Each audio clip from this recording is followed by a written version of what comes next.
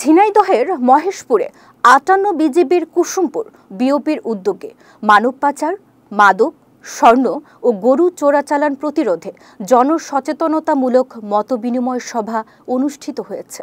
২২ জুলাই বিকেলে চাপাতলা গ্রামে মোহাম্মদ রফিকুল ইসলামের কৃষি ফার্মে আয়োজিত সভায় প্রধান অতিথি ছিলেন ব্যাটালিয়ন অধিনায়ক lieutenant colonel Mohammad Rafiqul Alam PSC. সভায় তিনি সীমান্ত এলাকায় মাদক ও চোরাচালান প্রতিরোধে স্থানীয়দের সচেতন হওয়ার আহ্বান জানান। পাশাপাশি তথ্য দিয়ে সহযোগিতার আহ্বান জানিয়ে বলেন, সীমান্তে অপরাধ দমনে বিজিবির পাশাপাশি জনগণের অংশগ্রহণ জরুরি। প্রায় ৩০০ জন স্থানীয় বাসিন্দা উপস্থিত থেকে বিজিবির এ উদ্যোগকে স্বাগত জানান এবং মাদক ও পাচার বিরোধী লড়াইয়ে একসাথে কাজ করার অঙ্গীকার করেন।